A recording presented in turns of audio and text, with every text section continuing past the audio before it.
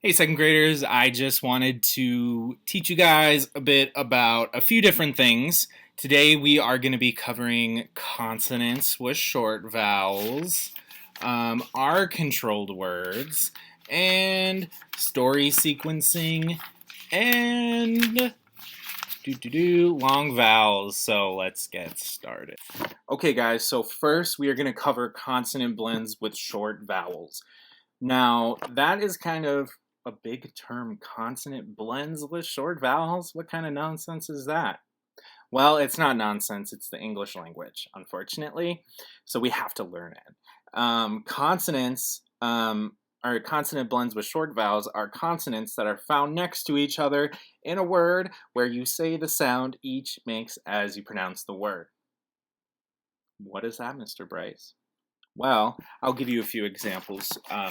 It's really sounds really complicated, but you guys use these all the time. So, for example, we have our L blends. So as you can see on here, we have blend and black for CL. So cool, we have click and clothes. So these are going to make the same noises together. We have full, flower, fluffy. We also have R blend examples. So these are where we're going to blend the R with the first letter. So we have brain and bright, crab, create, draw, dry, fruit, from, I said that backwards, oh well, grade, grass. So let's go over a couple more examples. We have S blend and T blend examples. These are going to be where we blend the first letter S with the second letter, which could be anything, including T. So let's go over some of those. So we have school, score, skate, ski. We have smart. Remember, these are all making kind of new sounds where we say them together. Smell, snack, snail, space, sport, step, story, sweet, swim, twinkle, and tweet. Remember, consonant blends with short vowels are going to be when we blend two sounds together. Blend is a great example. Alright guys, so next we are going to cover R-controlled words. Basically what those are they are words that have ER, IR, and UR, where these sounds make the same sound. So they're all going to sound the same, but they're just spelt a little differently.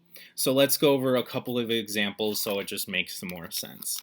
Alright, so our ER words are water. As you can see, I highlighted and underlined it. Her, later, winter. Now we have our UR words, and these are going to be words such as fur, purr, turn, and burn.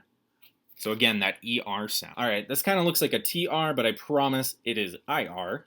Some examples of IR words that make our sound are bird, girl, and third. All right, guys, so just remember, R-controlled words are words that make an sound with ER, IR, or UR. So next we have long vowels. Long vowels are words where the vowels such as A, E, I, O, U sound like their name. For example, we have A as in paper. A, paper. Makes that A sound. Another example for our next vowel for E is E as in B. You could put another E here, it would still make the B sound. Our next vowel is I, and that is going to be I as in find. Again, we are basically saying the name of the vowel in the word. Our next example, O, as in go. Yeah, go. Pretty cool. Our last vowel is U, and our example is U, as in human.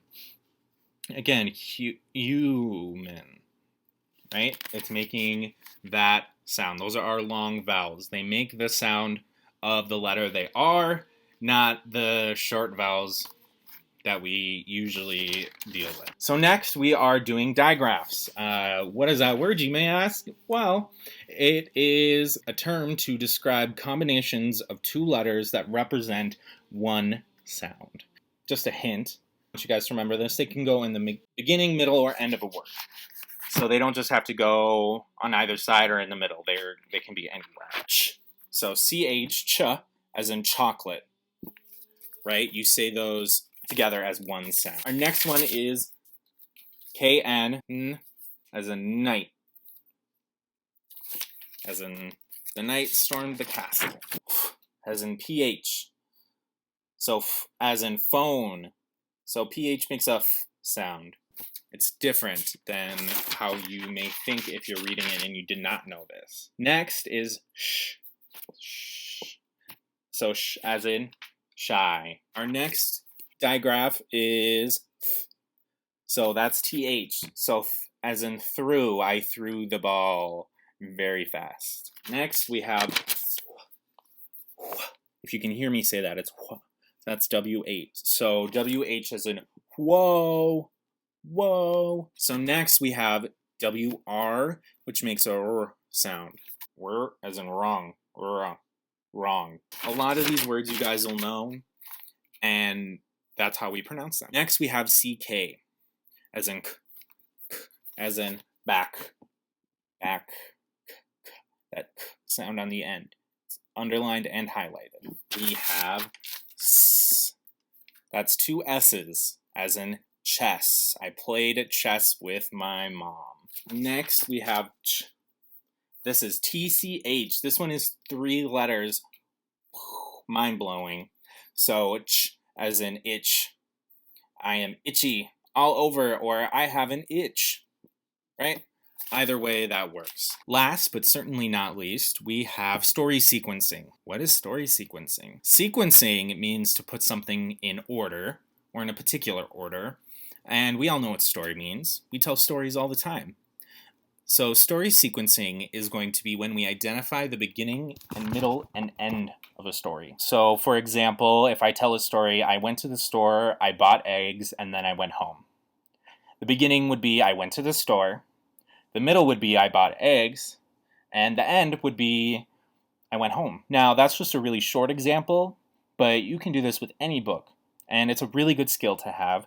And it really comes in handy when you tell stories to your friends if you want to talk about what you did this weekend or a funny thing that happened with your family. Story sequencing also is the ability to retell a story. So those really go hand in hand, right? You need to know the beginning, middle, and end in order to retell a story. And there are some different ways that can help with story sequencing, such as a story map. So that would be if I was making a story map of the 3 Little Pigs, I would maybe make a section with characters. So we would do, pig 1, pig 2, pig 3, the big bad wolf. We may do like a setting portion. A setting is going to be where it took place. We could say the 3 Little Pigs' houses. We could also make a section that talks about the beginning, middle, and end of the story. So beginning, they build their houses. Middle, the wolf comes and blows down 2 houses. The end, the wolf couldn't blow down the brick house, happy ending. And our last skill that's going to help with story sequencing is looking for words such as first, second, last, next, later. Those are called transitional words. You use those words when you're transitioning into the next idea within a story. So those key words are really going to help you to be able to sequence a story. That's all that I had for you today. I really hope that it sticks with you. If you do have any questions, please, please, please contact your teachers. That's what we're here for, to help you with these sorts of things.